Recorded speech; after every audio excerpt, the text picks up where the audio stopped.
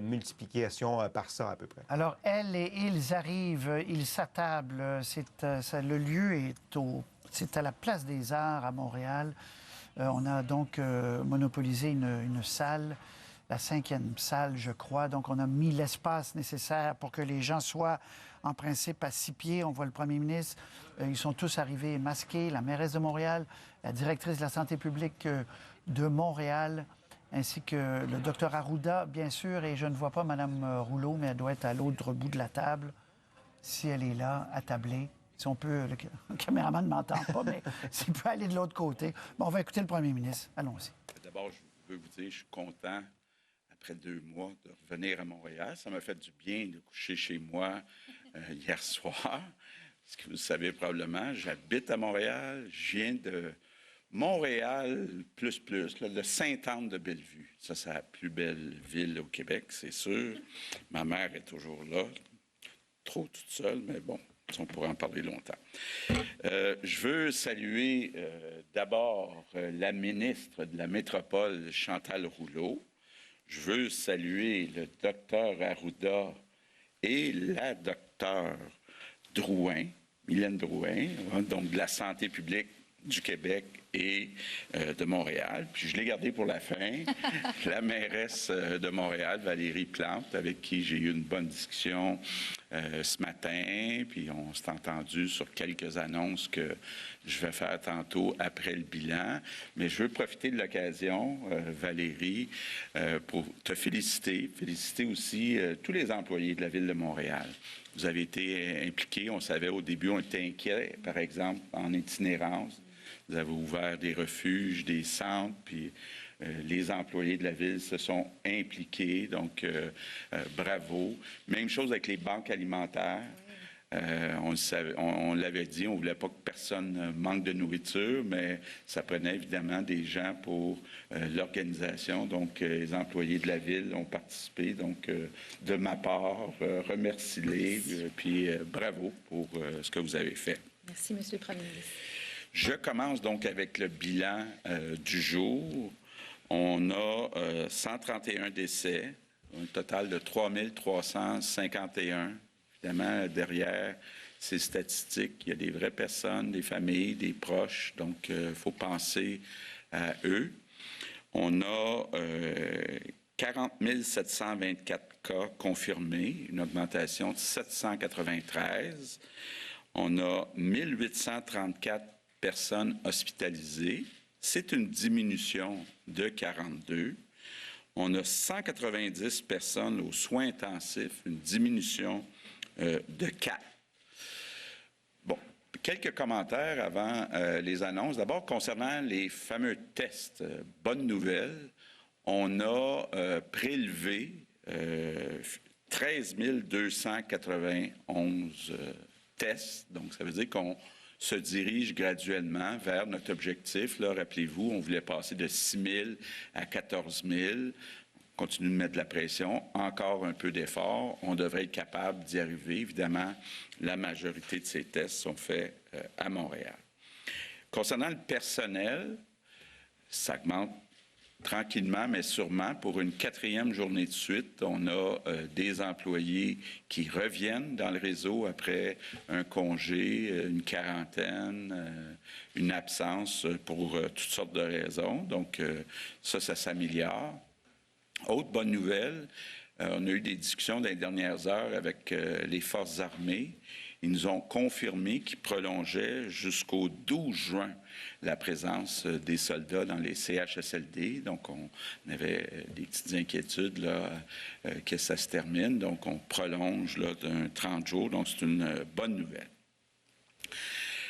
Par contre, quand on regarde la situation dans son ensemble, la situation reste très fragile à Montréal.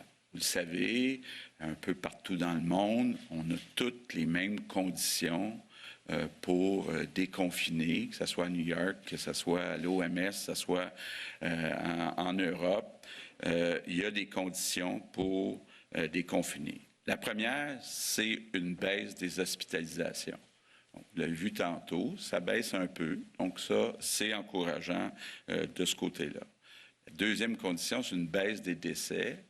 là, il faut regarder effectivement jour par jour, mais on ne peut pas dire là, qu'on voit de façon significative une baisse des décès. Donc, il faut évidemment que la situation continue de s'améliorer.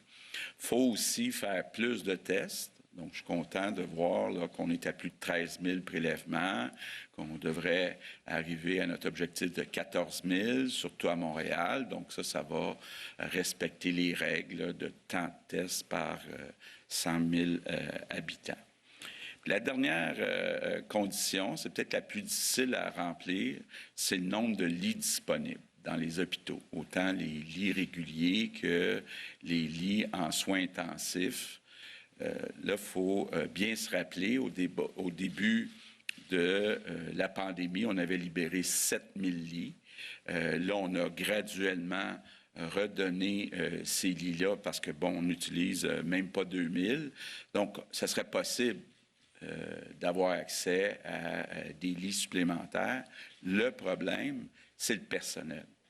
Je reviens donc avec le personnel. C'est bien beau dire on ouvre demain matin s'il y a un problème, 1 000 lits de plus, mais ça prend le personnel et c'est là qu'il y a encore beaucoup d'efforts à faire. Donc, en conclusion, malheureusement, les conditions ne sont pas réunies dans le Grand Montréal pour déconfiner. Donc, j'en ai parlé avec Valérie et donc je vous annonce que les écoles les écoles primaires qui devaient ouvrir le 25 mai, bien, on reporte l'ouverture. Puis étant donné la fin de l'année scolaire qui est à peu près à la mi-juin, mais ça ne vaut pas la peine de reporter vraiment. Donc, on reporte à la fin août, début septembre, l'ouverture des écoles dans le Grand Montréal. On va quand même faire des efforts. Il y a certaines écoles spécialisées pour, entre autres, les enfants handicapés, où on va regarder si on est capable d'aider les parents. Concernant les services de garde, ça devait ouvrir le 25 mai. Ce qu'on fait, c'est qu'on reporte l'ouverture des services de garde au 1er juin et on va suivre la situation d'ici le 1er juin. Donc, évidemment, les services de garde, ça ne se termine pas à la mi-juin comme les écoles. Donc, si on est capable de les ouvrir en juin, on va les ouvrir en juin si les fameuses conditions sont remplies. Bon, maintenant, il reste toute la question des commerces. Et puis, bon, Valérie me disait, puis bon, moi aussi je l'entends, comment il y a de l'inquiétude chez certains entrepreneurs, chez certains commerçants. Surtout, là, ils voient que dans le reste du Québec, les commerces sont ouverts. Ils voient aussi certaines grandes surfaces qui vendent pas seulement de la nourriture. Donc, il y a comme une compétition qui est un peu injuste. Donc, on maintient le cap, mais il faut que les chiffres s'améliorent pour qu'on soit capable d'ouvrir les commerces le 25 mai. Ce qui pourrait peut-être nous aider, c'est l'utilisation des masques.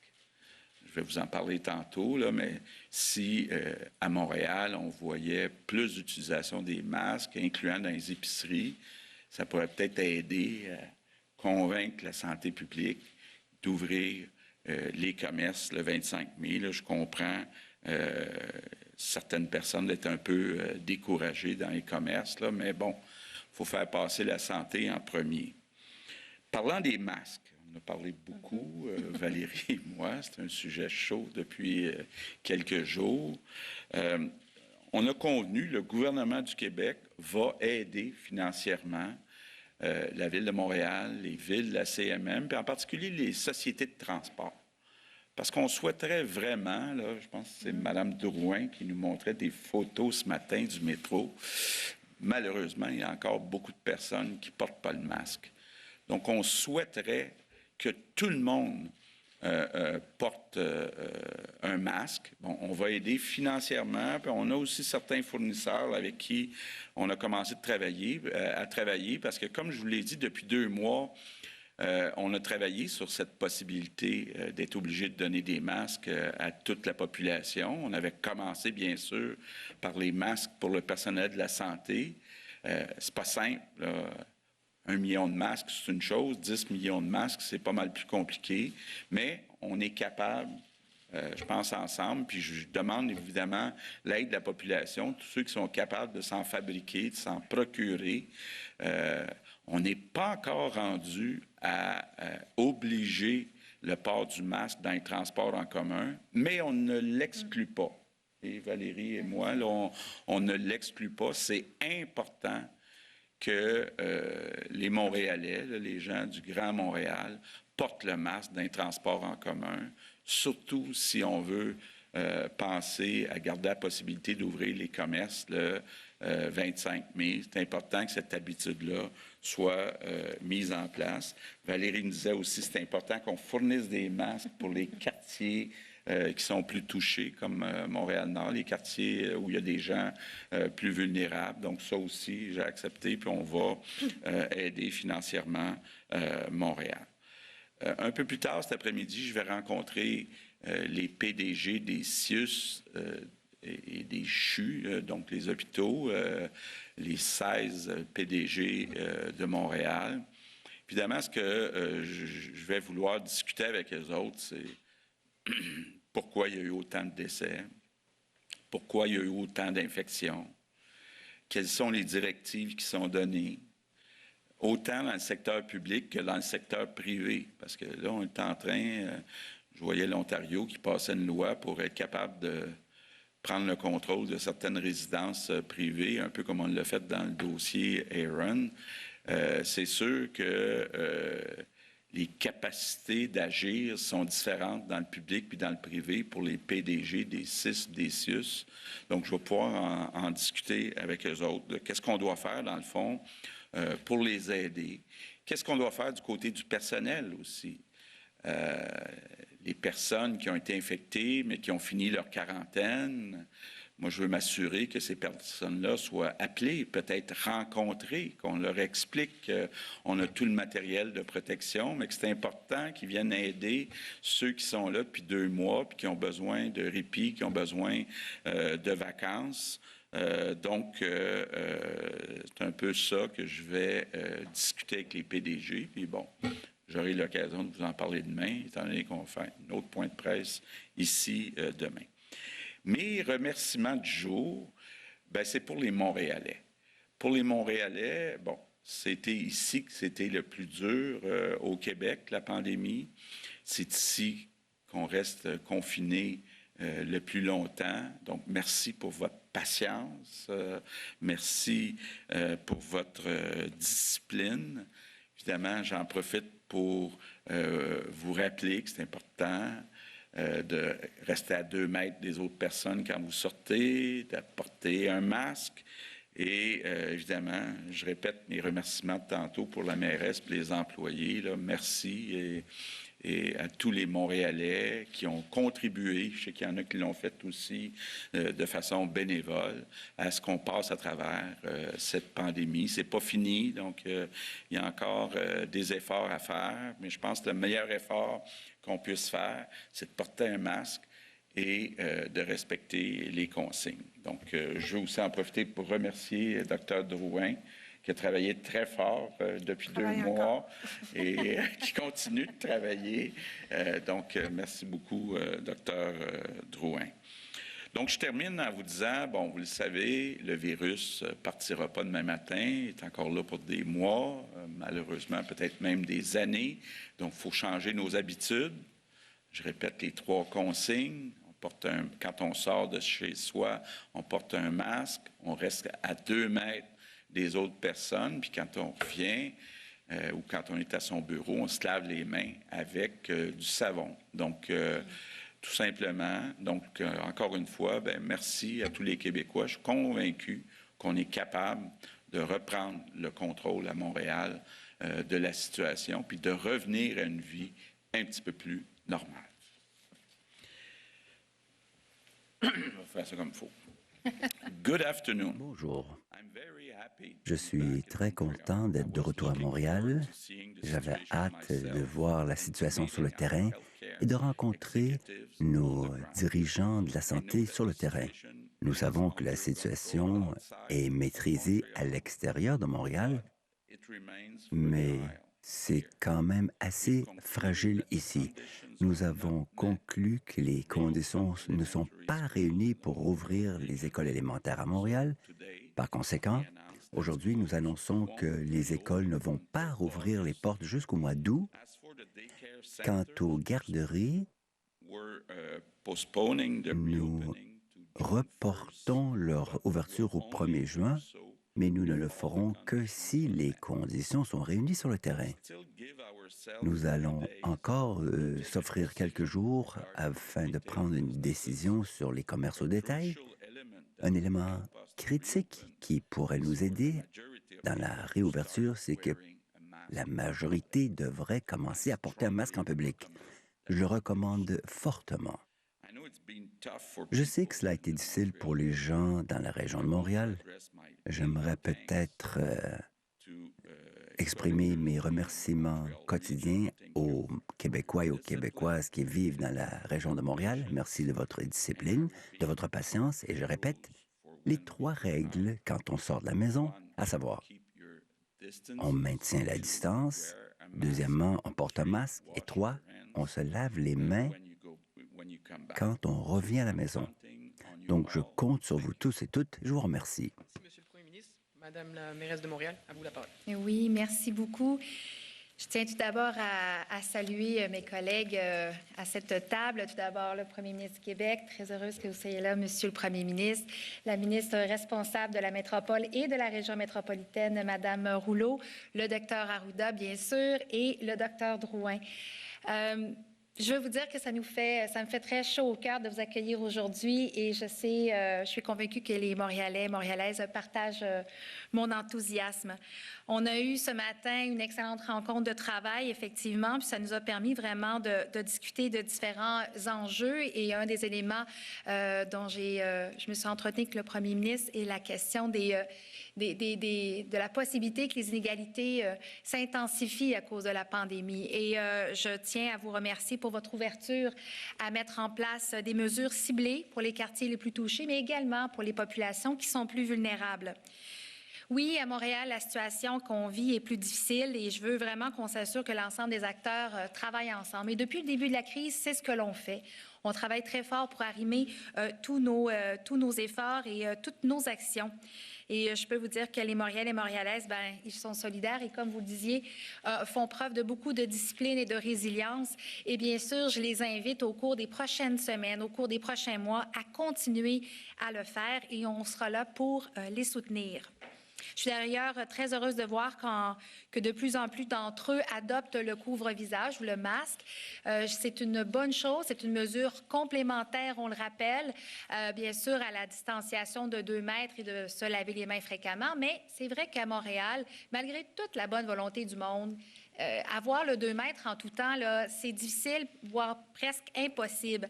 Alors, je me réjouis de l'aide du Premier ministre, du gouvernement du Québec, afin de distribuer des couvre-visages au sein du transport collectif et de différentes sociétés de transport de la CMM, mais également pour les populations plus durement touchées et les communautés vulnérables.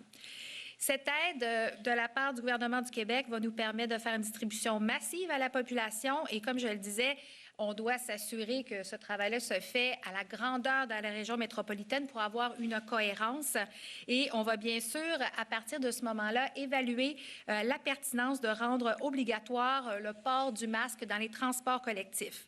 Ce sont des discussions qu'on va avoir avec les différents partenaires. Par partenaire, je parle bien sûr de la santé publique de Montréal, mais également de celles et ceux de la région métropolitaine. Alors, il y a la santé publique des Laurentides, de la Naudière, de Laval et de la Montérégie, en plus de celle de Montréal. Alors, c'est important de pouvoir s'arrimer en ce sens-là et bien sûr de travailler avec les organismes communautaires qui sont d'une aide incroyable lorsqu'il est question de bien saisir et documenter les besoins de la population. Encore une fois, les personnes plus vulnérables ou les personnes qui, pour différentes raisons, reçoivent moins bien les messages. Alors, on va continuer de travailler avec nos partenaires pour la question du couvre-visage.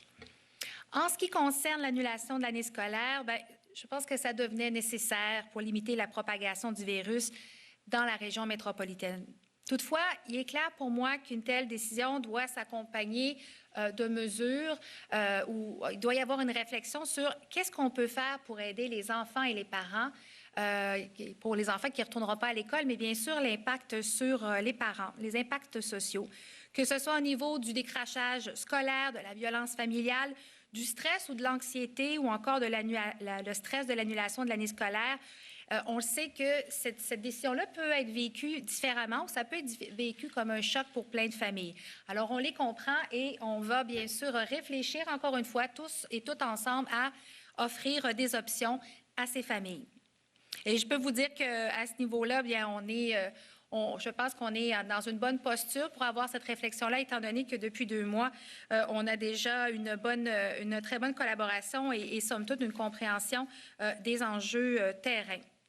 Et je pense également que le travail qui a été fait par la Ville de Montréal dans les dernières semaines, et je remercie vraiment le premier ministre de souligner le travail de la Ville de Montréal, parce que depuis le début, ce que l'on souhaite faire, c'est d'être en soutien, de travailler en collaboration, être des partenaires aidants. Alors, que ce soit avec le refuge pour personnes en situation d'itinérance, donner un coup de main pour l'entretien et la coordination dans les HLM ou encore les navettes, les autobus de la STM, pour donner quelques exemples, ou encore les banques alimentaires, ne l'oublions pas, parce que cette pandémie a aussi causé beaucoup a fait ressortir beaucoup de précarité monétaire et alimentaire. Eh bien, on est très fiers de pouvoir aider la santé publique, le gouvernement du Québec, ainsi que le réseau de la santé. Alors, je veux terminer en disant que nous continuerons d'être au rendez-vous et que, bien que cette période soit difficile, eh bien, on va la traverser ensemble et on va réussir à passer au travers ensemble également. Alors, je vous remercie beaucoup. Merci, Madame la mairesse. Donc, on va débuter la période de questions. If you don't mind, I'm just going to say a few words in English. Alors, quelques moments en anglais, comme d'habitude. Alors, j'aimerais certainement remercier le premier ministre de sa présence parmi nous aujourd'hui. Je suis convaincu que tous mes concitoyens et concitoyennes se joignent à moi pour dire bienvenue, bienvenue dans votre ville. Alors, quelques mots sur ce que le premier ministre a annoncé. Quant aux masques, je suis très content que le premier ministre et le gouvernement du Québec ont accepté de soutenir la Ville de Montréal dans la distribution des masques, donc de payer les frais, non seulement dans les transports collectifs, mais également dans différentes communautés, surtout les plus vulnérables, mais aussi dans les quartiers où c'est un peu plus chaud. Pour nous, et c'est la discussion qu'on a eue ce matin, on peut certainement envisager de le rendre obligatoire, mais avant de ce faire, nous voulons nous assurer que les conditions soient réunies. Et maintenant, ce que nous allons faire, c'est de parler avec les autres réseaux de transport collectif dans la grande communauté métropolitaine afin de comprendre comment le faire de façon cohérente, parce que nous voulons conscientiser les gens et que ça se fasse dans une attitude positive. Et l'autre élément qu'on a abordé, c'est l'annulation de l'année scolaire. Je pense que c'était la chose à faire à ce moment-ci. C'est que nous savons que la situation demeure fragile à Montréal. Nous savons également que le risque d'une contamination peut être plus important à travers les élèves et le système scolaire. C'est donc pourquoi je suis d'accord avec cette décision. Et nous allons parler, admettons, comment nous pouvons offrir des options alternatives pour les enfants et les familles quand il est question de stress et d'autres enjeux reliés à la pandémie, bien sûr, mais aussi avec l'annulation de cette année scolaire. Au final, ce que j'aimerais dire, c'est que depuis le début, nous avons été des partenaires du gouvernement du Québec, les autorités publiques sanitaires, le réseau de la santé. Nous allons continuer de ce faire. Nous allons continuer de soutenir et être aussi agiles que possible pour soutenir tous les Montréalais et les Montréalaises. Parce que, comme je l'ai toujours dit, il faut qu'on traverse là ensemble sans laisser quelqu'un derrière. Merci. On va débuter la période de questions. Il y a des micros prévus à cet effet. On vous demanderait, s'il vous plaît, de vous limiter à une question par journaliste. Donc, on pourra débuter. Première question.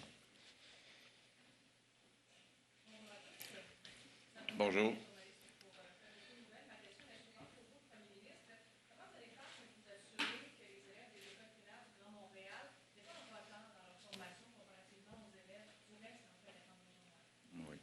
Bien, écoutez, il y a des activités déjà qui avaient été mises en place, entre autres via Télé-Québec. On va demander aux enseignants quand même de communiquer avec les élèves, leur donner peut-être des petits devoirs. Et lors du retour, à la fin août, début septembre, bien, il y aura aussi une certaine période pour rattraper le retard, là, donc où il y aura des cours pour que les élèves puissent passer au prochain niveau. Donc, Jean-François Roberge, le ministre de l'Éducation, est déjà en train de travailler là-dessus. C'est la même situation pour les écoles secondaires. Donc, il y aura un peu de travail fait à la maison d'ici la fin juin, puis du travail aussi au retour en septembre. Prochaine question.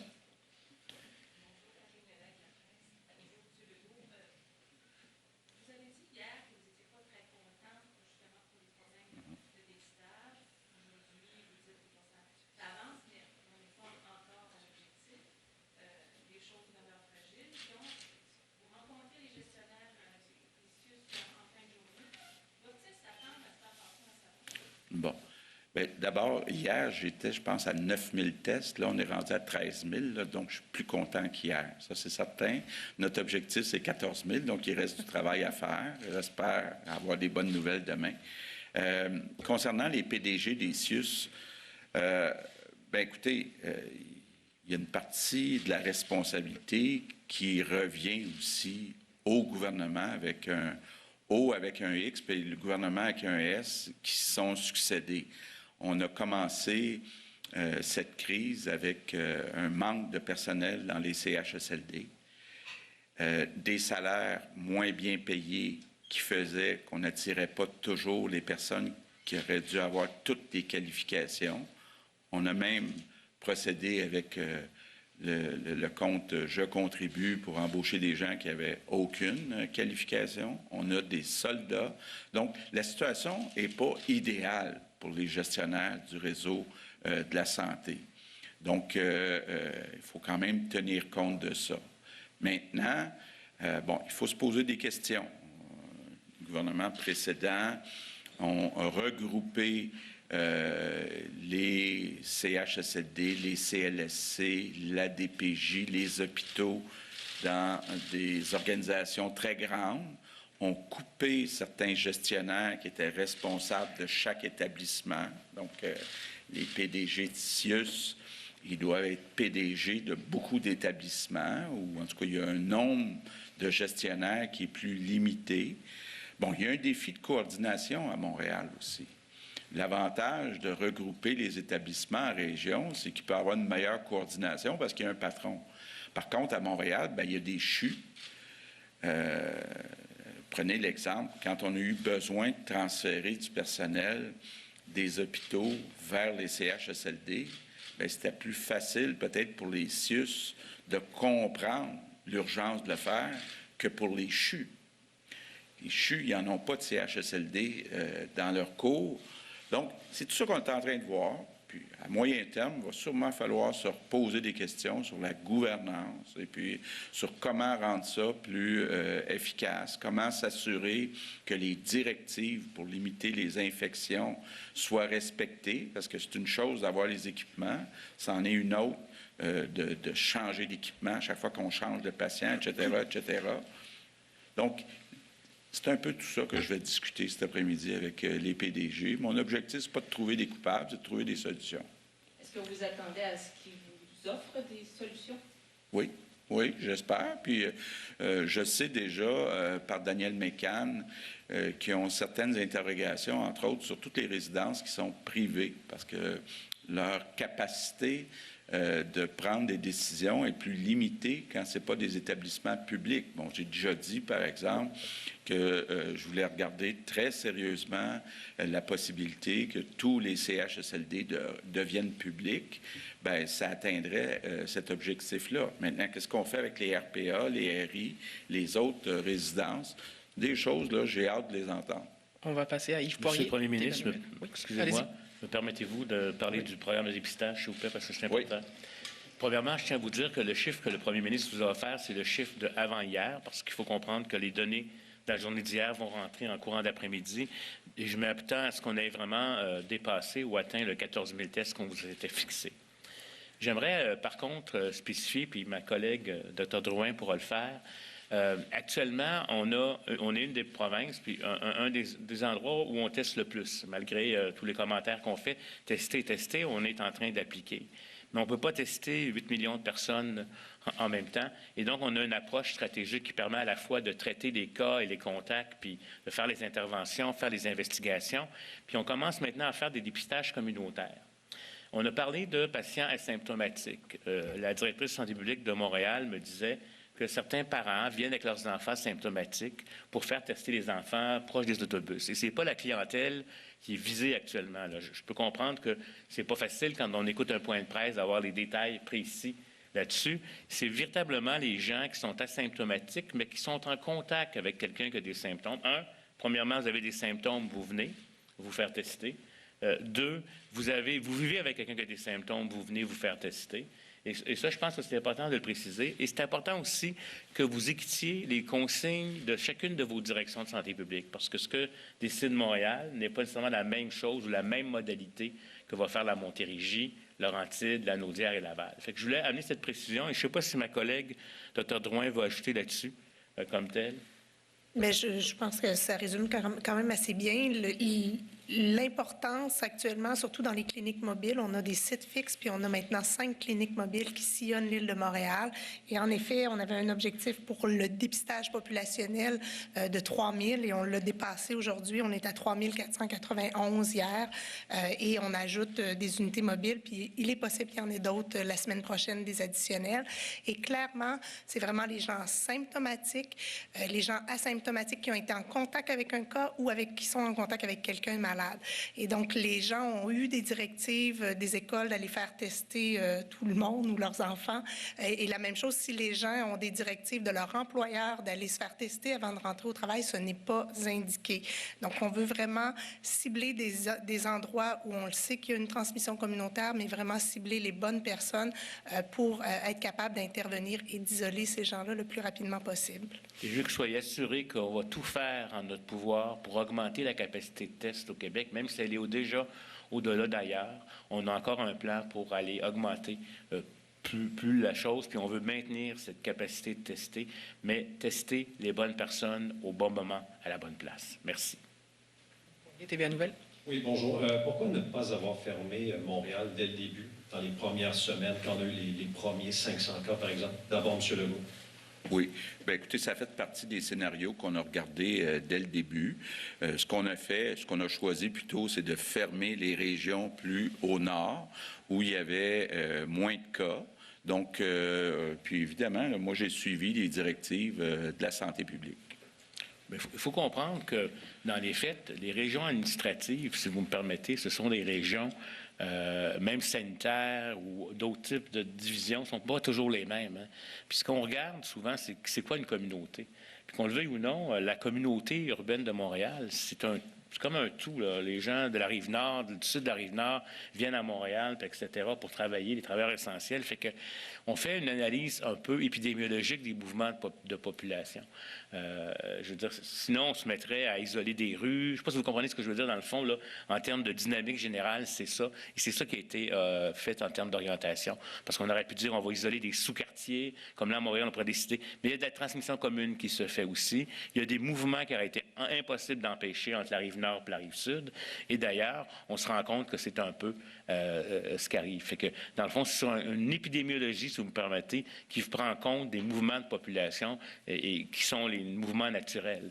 Donc, c'est dans ce sens-là que ça s'est fait. Il y a des fois des protections de certains sous-secteurs. Prenons, par exemple, des endroits très éloignés avec très peu de systèmes de soins où on n'aurait pas le temps de transporter le patient ou s'il y a une épidémie de façon importante, le système de santé local s'est complètement débordé. À l'hôpital Sacré-Cœur, c'est la même chose de la Rive-Sud. Donc, c'est comme ça qu'on l'a fait l'analyse. Parlant de la CMM, M. Legault, c'est grand, c'est 82 villes. Là. Parliez de Sainte-Anne-de-Bellevue tantôt, je regardais les statistiques, il y a à peu près 16 cas positifs en ce moment. Le préfet de la MRC de Deux-Montagnes m'accordait une entrevue lundi de me dire on s'est un peu éloigné de Montréal et de Laval de la situation. Est-ce qu'on peut ouvrir nos commerces pour sauver nos commerces de proximité avant le 25? Puis il n'est pas le seul à demander ça en ce moment, là, dans le Grand Montréal. Qu'est-ce que vous répondez à ces maires-là, dont l'économie dépend de ces jours-ci de la situation? Oui. Bien, écoutez, moi aussi, j'ai eu beaucoup de messages de maires du 450, là, de la banlieue de Montréal, qui souhaiteraient ouvrir leur commerce. Il faut comprendre là, que c'est un tout, la CMM. Donc, il y a des gens de la Rive-Nord qui viennent magasiner à Montréal, des gens de Montréal qui vont magasiner sur la Rive-Nord. Même chose avec la Rive-Sud. Vous parlez de Sainte-Anne-de-Bellevue. Je sais qu'à Vaudreuil-Dorion, moi, quand j'habitais à Sainte-Anne, Vaudreuil, c'était à la banlieue, là, mais ça fait partie de la CMM. Et c'est un tout. Et moi, ce que je souhaite, c'est d'être capable d'ouvrir tous les commerces le 25 mai, mais à condition qu'on respecte les consignes, à condition que les conditions de l'OMS soient sous contrôle, que le nombre de lits, que le nombre de patients, que le nombre de personnes hospitalisées soit contrôlé. Donc, pour moi, c'est vrai là, que Longueuil, c'est plus proche de Montréal que Sainte-Anne-de-Bellevue, Montréal-Centre-Ville, je veux dire. Là. Donc, c'est pour ça qu'on ne peut pas regarder l'île, il faut regarder la CMM. Monsieur le Premier ministre, je vais me permettre encore de m'excuser.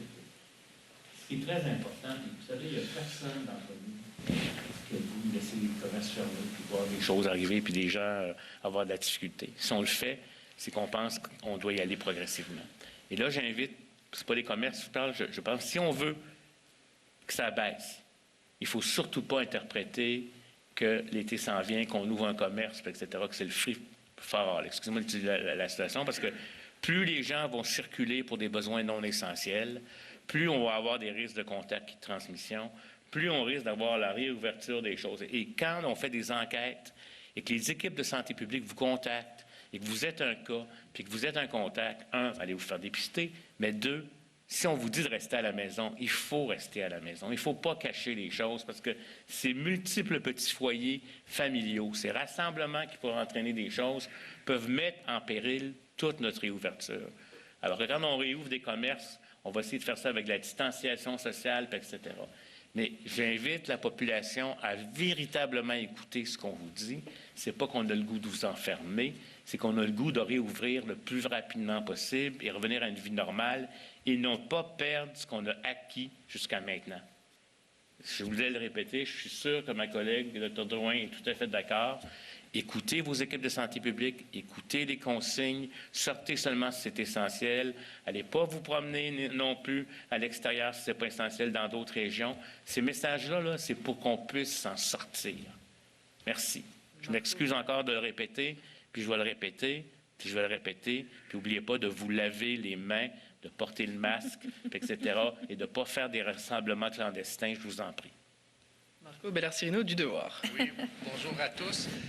Monsieur le Premier ministre, vous avez évoqué les difficultés dans les centres hospitaliers sur la capacité de lits. Précisément, quel est le maximum de patients atteints de la COVID-19 ou de toute autre personne qui nécessite des soins qui peuvent être soignés dans les centres hospitaliers de Montréal et de Laval à l'heure actuelle? Puis, est-ce que vous avez des cibles de nombre, en termes de nombre de lits et des échéances? Oui. Bien, regardez, quand on regarde le nombre de lits qu'on avait libérés au début de la pandémie, là, on en avait beaucoup plus que les besoins. Alors, actuellement, dans tout le Québec, on a moins de 2000 hospitalisations. Donc, je regarde, par exemple, des villes comme New York qui se disent, avant de réouvrir, il faut avoir un coussin de 30 %. Bon, on pourrait demain matin avoir libéré 3000 lits au lieu de 2000. Le problème, c'est qu'il n'y a pas le personnel. Donc, le problème, ce n'est pas le nombre de lits, ni réguliers, ni soins intensifs, c'est le personnel pour éventuellement faire face, si jamais il y avait une vague de COVID suite à un déconfinement progressif, bien, il faut être capable d'avoir ce coussin-là. Actuellement, on ne l'a pas à cause du personnel, pas à cause du nombre de lits, à cause du personnel pour faire fonctionner ces lits-là. Mais justement, c'est quoi votre cible? Vous voulez recruter combien de personnes pour ouvrir combien de lits d'ici quand? Bien, écoutez, nous, ce qu'on vise, c'est d'être capable d'aller chercher quelques milliers d'employés. On sait qu'il y en a beaucoup qui sont en congé. Si on était capable d'aller chercher quelques milliers d'employés supplémentaires, on serait capable d'abord de ramener dans les hôpitaux du personnel qu'on a transféré dans les CHSLD. On serait capable aussi de reprendre les chirurgies régulières, parce que là, il faut comprendre aussi qu'il y a beaucoup de chirurgies qui ont été repoussées. Donc, actuellement, on n'est pas à 100% des activités régulières. Donc, il faut aussi compter sur le fait qu'il faudra un jour reprendre toutes ces chirurgies, pas juste les urgentes puis les semi-urgentes. Donc, il nous manque quelques milliers d'employés actuellement. Une précision sur les masques. Vous avez dit, M. le Premier ministre, qu'on va peut-être vivre avec ce virus-là pendant quelques années. J'aimerais que vous précisiez l'aide que vous allez apporter à la Ville de Montréal. Est-ce que vous allez acheter des masques? Combien de masques pour la Ville de Montréal? Ouais. Puis, est-ce qu'on se dirige vers une obligation du port du masque? Est-ce que c'est la première étape vers une obligation du port du masque? Bon, la demande qui est faite par Montréal et les banlieues, là, c'est un coût d'autour de 5 à 6 millions de dollars pour acheter des masques. On a aussi, parce qu'on y travaille depuis 2 mois, des entreprises qui seraient capables d'en fournir un certain nombre de masques. Donc, on va aider de 2 façons. Financer Montréal et les autres villes de la CMM, et aussi fournir une partie des masques. Pour ce qui est de savoir, est-ce que ça va devenir une habitude? Moi, je pense que oui. Je pense que dans les transports en commun, à tous les endroits où on n'est pas capable de respecter le 2 mètres, je pense que ça va devenir une habitude pour un certain temps de porter un masque. Prochaine question. Oui, bonjour à tous. Stéphanie Marin de la Presse canadienne. J'ai une question sur les systèmes de ventilation. J'ai des collègues qui ont rapporté qu'il y avait un CHSLD de la région de Montréal, et plus précisément dans la ville de Montréal, qui aurait eu une contamination, une propagation qui se serait faite par un système de ventilation. Même si l'enquête de la santé publique est probablement pas terminée sur la question, est-ce qu'il ne vaut pas mieux prévenir que guérir et procéder à inspecter les systèmes de ventilation dans les CHSLD et voir aussi dans les écoles, vu que tout est en train de reprendre? Bien, écoutez, la transmission par des systèmes de ventilation n'a pas nécessairement, à ma connaissance, mais on va vérifier, on est au courant de la situation. Là. Il y a eu des hypothèses qui ont été faites, il y a eu certains problèmes. Je pense que la transmission par les systèmes de ventilation n'est pas un drive, ce qu'on appelle un phénomène important dans la question des éclosions. Ça ne veut pas dire qu'on ne doit pas entretenir nos systèmes de ventilation pour toutes sortes d'autres éléments, poussière et autres, qui sont des allergènes comme tels. Là. Mais je vais vous dire qu'actuellement, je sais que les équipes font une enquête. L'équipe de santé publique de Dr. Drouin fait une enquête, elle va pouvoir le faire. On regarde ça, on regarde la littérature, parce que certains suspectent qu'il peut y avoir une petite portion de transmission par des aérosols, etc., etc. Mais je pense que ce n'est pas le facteur principal, même s'il y a eu beaucoup, peut-être, d'employés qui ont été malades, etc. Mais on pense aussi que la question de l'hygiène et du lavage des mains, je ne sais pas si vous avez vu cette vidéo qui a été montrée, là, où 4 personnes qui vont dans un buffet contaminent quasiment tout leur environnement juste avec leurs mains. C'est ça qui est probablement, à mon avis, le facteur le plus important. Mais on demeure, comme tout scientifique, à l'affût d'informations. Et si jamais on le voit que c'est un phénomène, on verra. Je ne sais pas, Dr. Drouin, si vous voulez préciser sur ce que vous avez fait comme enquête. Évidemment, là, avec l'équipe de prévention contrôle de l'infection de ce CIUS-là, il y a une enquête qui a été faite avec des prélèvements environnementaux. Mais clairement, moi, je contextualiserais les éclosions en CHSLD, c'est à mon tour d'avoir de la difficulté, dans une perspective beaucoup plus globale. Ce sont des milieux où il est très difficile de mettre en place les pratiques exemplaires de prévention contrôle des infections, contrairement, par exemple, à un hôpital ce seront des milieux de vie. Donc, mettre l'hygiène et la salubrité avec les petits bibelots, les petits livres, la télévision, etc. Évidemment, les systèmes de ventilation, comme le docteur Arruda le dit, ils doivent être entretenus de manière systématique, mais on s'est rendu compte que dans certains endroits, il y avait peut-être un rappel d'air qui venait pas de l'extérieur, mais davantage l'air intérieur restait. Mais c'est probablement pas uniquement le seul élément qui explique pourquoi, entre autres, les travailleurs de la santé, dans une certaine proportion, contractent le virus en CHSLD et évidemment les résidents.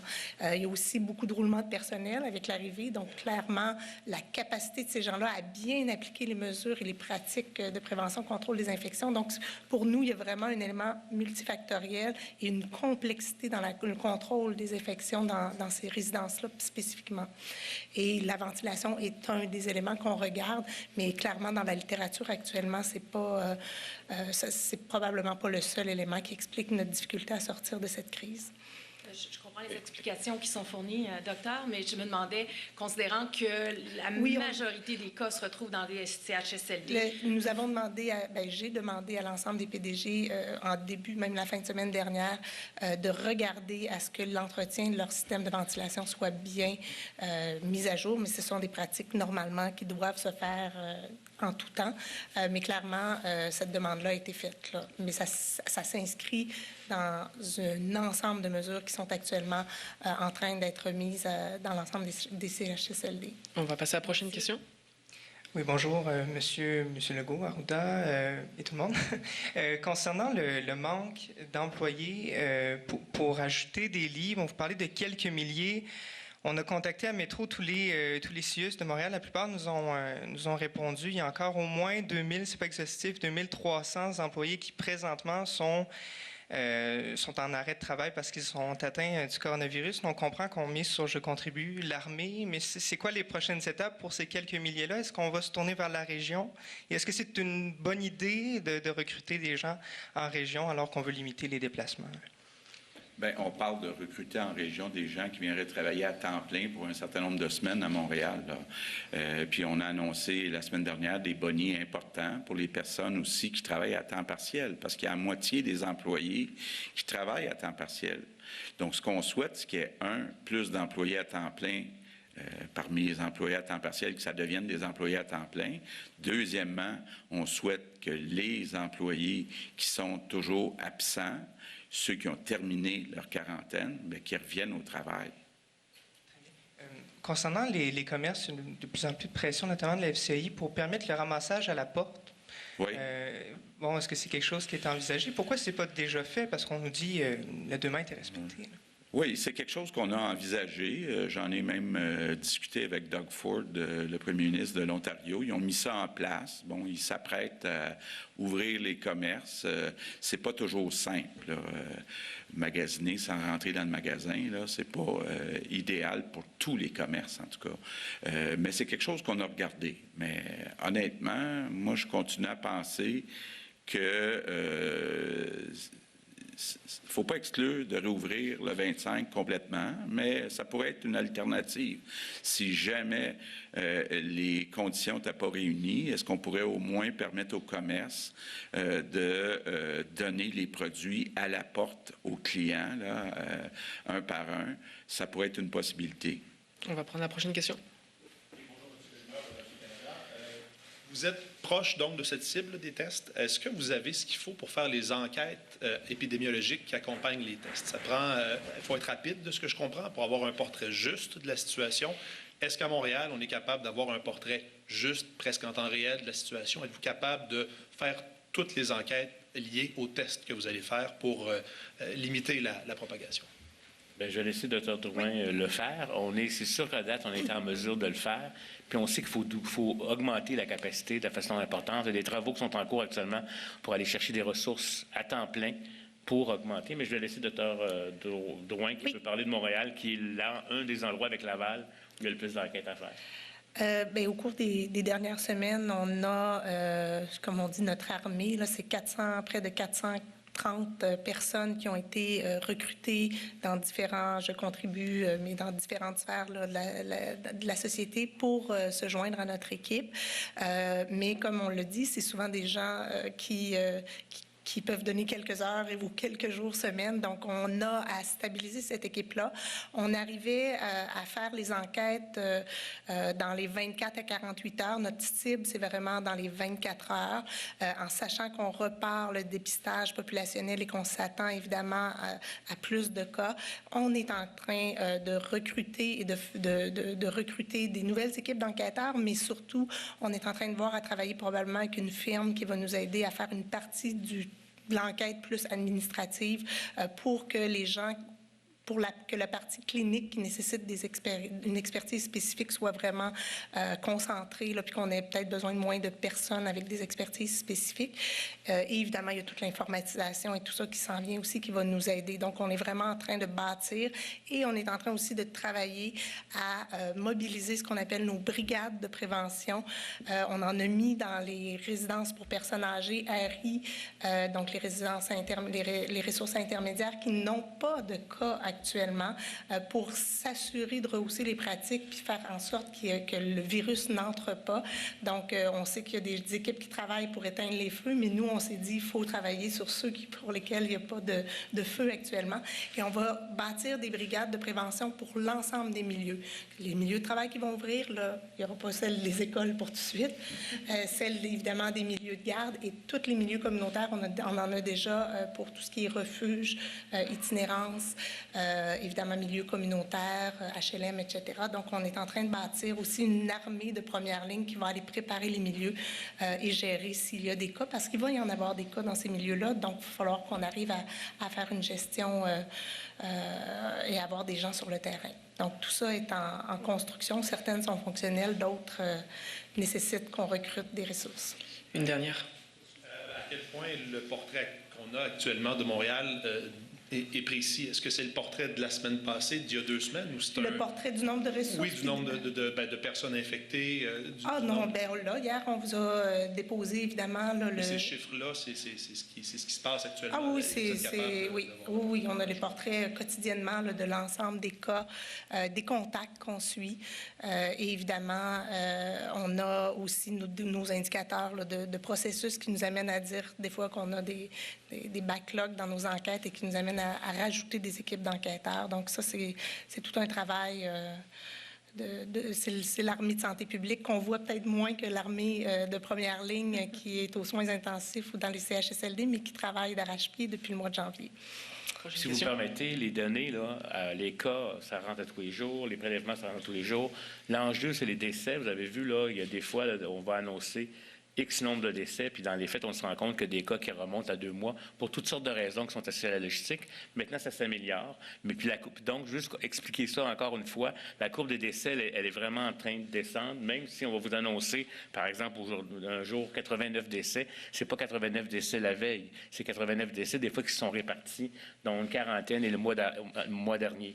Ça peut sembler bizarre, mais c'est à cause des processus de validation, d'enquête qui sont faites. Puis si vous me permettez, parce que souvent on nous dit est-ce qu'on a les données? On a fait récemment, hier à Québec, on m'a posé la question, on a regardé l'excès de décès selon les données comparées du mois de mars et d'avril l'année dernière versus cette année. Et ce qu'on a comme nombre de décès est à peu près similaire à ce qu'il y a dans nos systèmes d'excès de décès. Ce qui n'est pas le cas dans plusieurs pays où maintenant, eux ont 3 à 4 fois plus de décès en excès de décès que ce qu'ils observent. Donc, notre système est très sensible. Je pense qu'il y a un phénomène important au Québec, je ne vais pas le nier, mais il y a aussi un phénomène où vraiment on essaye d'aller capter tous les décès qui existent dans notre système de soins, ce qui n'est pas toujours fait dans toutes les juridictions. Mais ça ne veut pas dire qu'on n'a pas un problème. Chaque décès est un décès de trop, c'est clair. Mais je voulais quand même le contexter parce que souvent les gens entendent 89 et ont l'impression qu'il y a 89 personnes qui sont mortes hier, alors que ça peut s'étaler sur 2 mois. On va prendre la prochaine question. Elsa Iskander du 24 heures. Monsieur Legault, vous avez mentionné d'entrée de jeu que vous venez de Montréal. Pourquoi avoir attendu jusqu'à maintenant, 2 mois plus tard, le début du confinement, pour venir physiquement ici à Montréal et pas avoir tenu les discussions, par exemple, que vous allez avoir avec les CIUS dès le départ? Bien, j'ai d'abord eu des discussions avec les sous-ministres et puis avec la ministre de façon quotidienne. Deuxièmement, je pense que c'est important que le premier ministre donne l'exemple quand il demande aux gens de ne pas se promener d'une région à l'autre. Bien, la moindre des choses, c'est de le faire soi-même. Donc, ça faisait pas mon affaire, là. Mes 2 gars sont à Montréal, donc j'avais bien le goût d'y voir, mais on disait aux gens, promenez-vous pas d'une région à l'autre. Donc, je voulais donner l'exemple. Mais là, je pense que la situation évolue, puis c'est important de venir. Aussi, pour ce qui est de l'école, M. Roberge a mentionné le fait qu'il pourrait y avoir l'école secondaire à distance à l'automne, que c'est un des scénarios envisagés. Est-ce que vous pensez que c'est une bonne idée en ce qui concerne le décrochage scolaire? On sait que M. Égide Royer, spécialiste, a dit que ça pourrait augmenter de 5 à 10 %. Non, moi, je vais tout faire pour que les écoles, les cégeps, les universités, que ça se fasse en personne. Parce que, 1, c'est plus motivant. 2, il y a une vie de jeunesse aussi à vivre, hein, rencontrer d'autres personnes. Donc, c'est une partie importante dans la vie à l'adolescence. Donc, moi, je vais tout faire pour que ça se fasse en personne.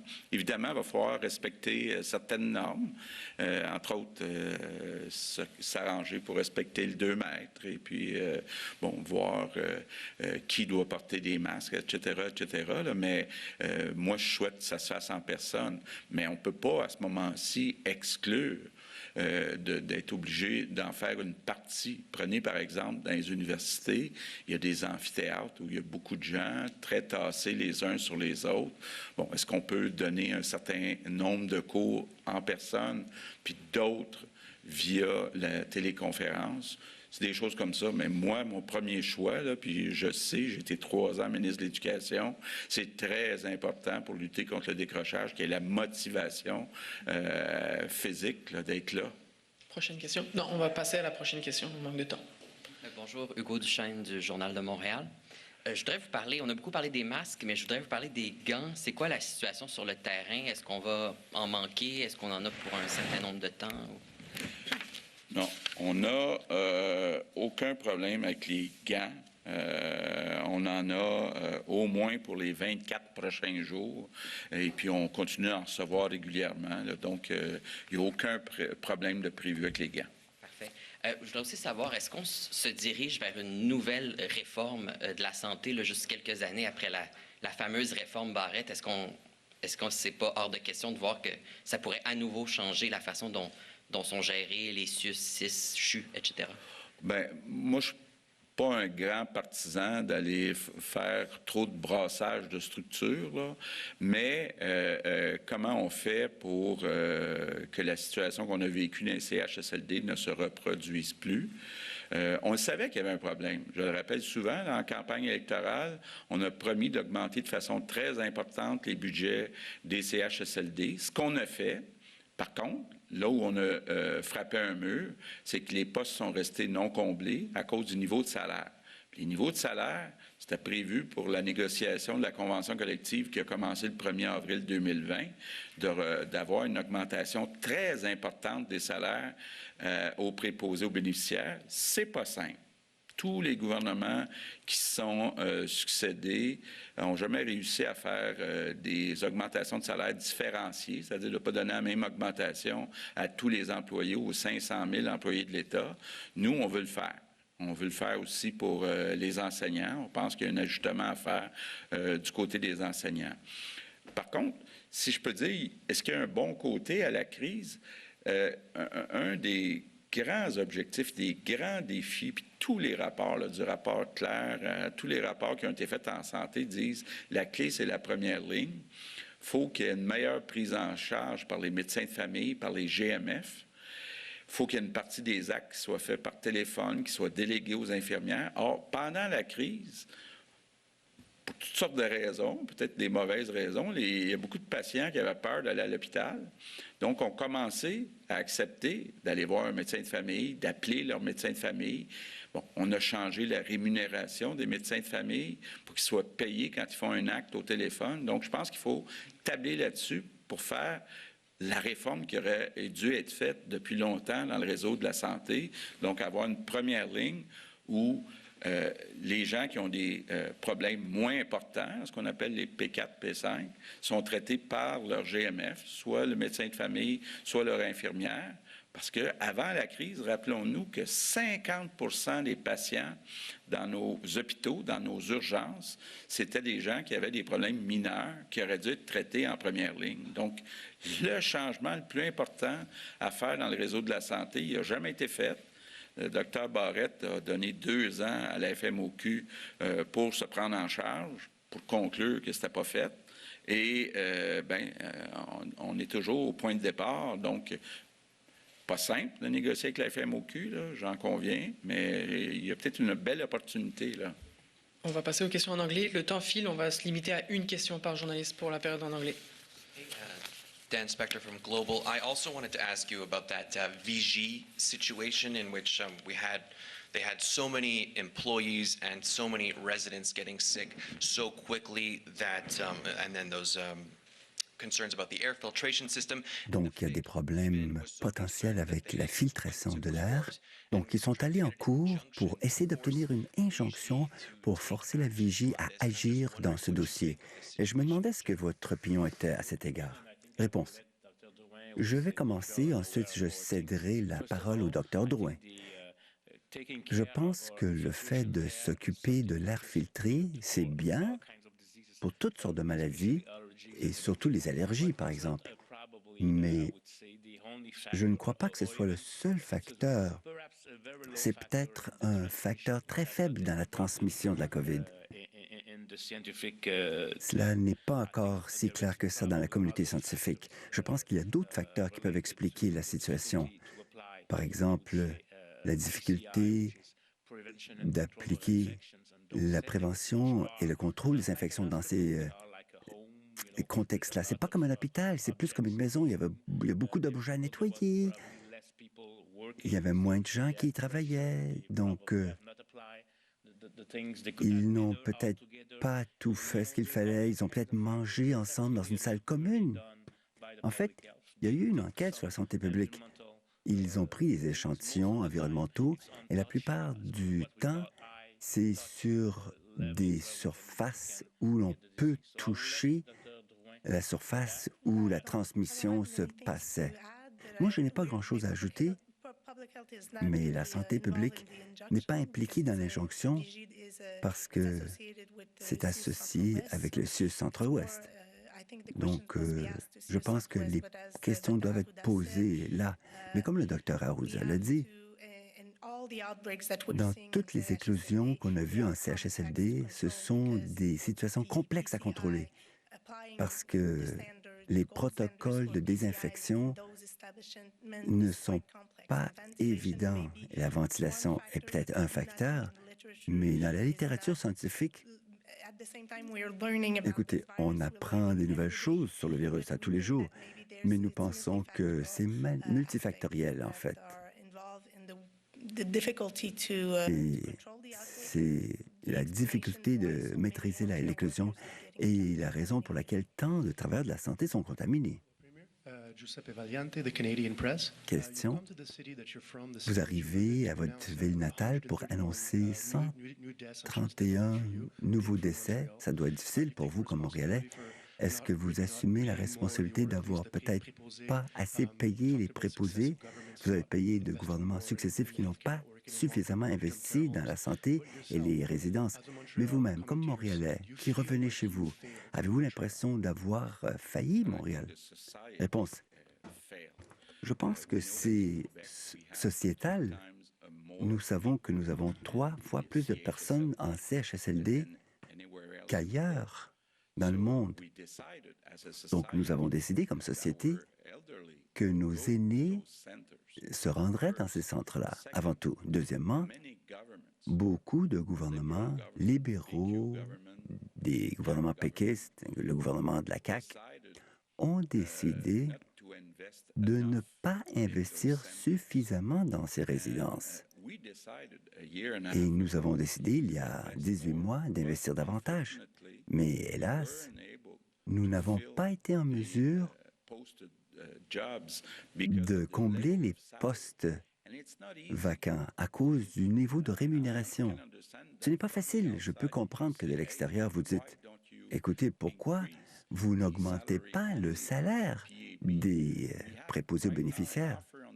Maintenant, nous avons une offre sur la table d'augmenter le salaire de 12 et certains syndicats répondent qu'ils seraient d'accord si nous pourrions augmenter tout le monde de 12 Donc, ce n'est pas facile. Je sais que le Dr Barrett a tenté d'essayer cela en 2015.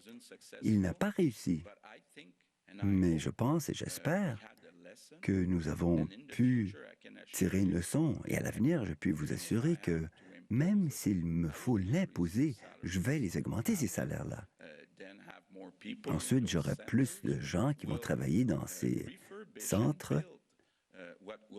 Il y a aussi notre projet de maison des aînés plutôt que les CHSLD, donc qui auront plus d'espace pour chaque personne, des endroits où nous serons en mesure de mieux séparer les zones chaudes des zones froides. Cela n'a pas été facile à faire, savez-vous, maintenant, dans le contexte actuel. Donc, j'estime que beaucoup de gens sont responsables. Je ne m'exclus pas de cette chaîne de responsabilité. Oui, mon gouvernement a augmenté les budgets de beaucoup, mais nous n'avons pas augmenté les salaires des préposés aux bénéficiaires. Et cela, on ne l'a pas fait assez rapidement, tout du moins. Bonjour, question. Monsieur Legault, vous avez beaucoup parlé de la santé mentale, l'importance des enfants qui retournent en salle de classe. J'aimerais savoir qu'est-ce qui a changé et qu'est-ce qui sera fait pour les élèves qui ne verront pas d'école avant septembre. C'est 6 mois sans école. Réponse. C'est clair que pour les enfants, ce n'est pas mon premier choix. Ça, c'est manifeste, car ce n'est pas bon, surtout pour les enfants qui ont des difficultés d'apprentissage. Ce n'est vraiment pas la meilleure décision de ce point de vue-là. Par contre, la situation est telle que nous ne pouvons pas risquer la chose, car les enfants, même si les enfants n'ont pas un pourcentage élevé de mourir, en fait, il n'y a personne de moins de 30 ans qui est mort jusqu'ici de la COVID. Les enfants peuvent être des vecteurs de transmission. Ils peuvent le transmettre à leurs parents ou même aux grands-parents. Et ça, c'est trop dangereux. Donc, je ne suis pas content de vous dire que, mais hélas, ces enfants ne pourront pas retourner en salle de classe. Nous avons mis des vidéos à la télé. Nous allons continuer de le faire. Nous allons demander aux enseignants de contacter les enfants à la maison, leur offrir du travail à faire. Nous ferons de notre mieux, mais il aurait été bien mieux de rouvrir les écoles. Question. Les enseignants et les parents se sont plaints étant donné que les jeunes sont à l'extérieur de l'école depuis 2 mois ou dans les élémentaires, le matériel pédagogique ou les cours en ligne n'ont pas été vraiment adéquats. Il y avait de la vidéo, oui, mais pas fait assez de structure pour aider les parents. Et c'était frustrant, surtout si on se comparait à la Saskatchewan, à l'Alberta. Pourquoi la situation est-elle ainsi? Deuxièmement, étant donné qu'ils ne retournent pas avant le mois d'août, le mois de septembre, comment pouvons-nous améliorer la situation? Réponse. Avant tout, c'est votre jugement que notre matériel pédagogique n'est pas aussi bon qu'ailleurs dans le monde. Ce n'est pas notre attitude, notre position. Nous pensons que le matériel est de qualité à la télé et en ligne également, sur les sites Web, et nous allons continuer d'améliorer ce que nous offrons à nos enfants. Donc, pour moi, il est important que nous puissions leur offrir des façons de s'assurer que leurs efforts pour apprendre puissent être encouragés et suivis. Nous essaierons d'en faire davantage, mais nous avons beaucoup fait jusqu'ici. Et je suis en désaccord avec vous pour dire que ce n'est pas aussi bon qu'ailleurs. Prochaine question. Anthony Nerestan from CBC. I want to go back to something that was asked. Question. Une question a été posée hier sur les masques. Je sais qu'il a été dit que l'élément le plus important, c'est de se laver les mains. Mais maintenant, en vous écoutant, et de recommander si fortement que les gens devraient porter le masque, quand la médecin en chef du Canada l'avait recommandé au mois d'avril, on est à la mi-mai. Quand vous regardez avec un peu de recul, a-t-on gaspillé du temps en ne pas recommandant fortement que les Montréalais portent le masque? Et à quel point pensez-vous que ce délai nous a mis dans la situation difficile que l'on vit aujourd'hui? Réponse. Il est difficile de parler de masque quand vous pensez à déconfiner. Quand vous êtes à la maison, vous n'avez pas besoin de masque à la maison, voyez-vous. Mais si vous commencez à ouvrir les commerces au détail, si vous ouvrez les écoles, là, je crois que ça devient important. La clé, c'est les transports collectifs, je pense. C'est que quand vous êtes à plus de 2 mètres, vous ne l'attraperez pas, le virus. Jusqu'ici, nous avons peut-être été chanceux parce que depuis 2 mois, il n'y avait pas beaucoup de gens dans le métro, dans l'autobus. Mais si nous commençons à ouvrir les entreprises le 25 mai, nous aurons plus de personnes. La densité sera plus haute et ce sera difficile de maintenir les 2 mètres. Ça devient donc plus important de mettre le masque. Aussi, deuxième chose, il était important de changer les habitudes des gens, une habitude à la fois. L'habitude la plus importante, c'était l'hygiène des mains.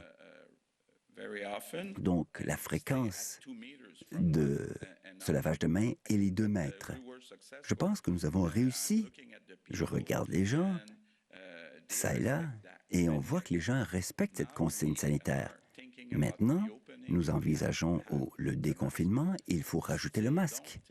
Nous ne pensons toujours pas qu'il faut rendre le port du masque obligatoire, car nous ne voulons pas dire aux gens qu'ils ne peuvent pas obtenir un masque, qu'ils ne peuvent pas, par exemple, se servir des transports en commun. Donc, nous allons travailler ensemble, Valérie et moi-même, afin de trouver suffisamment de masques pour les distribuer à toutes les personnes, car ces masques n'étaient pas disponibles ces 2 derniers mois. Nous étions en train de prioriser les travailleurs de la santé. Une dernière question.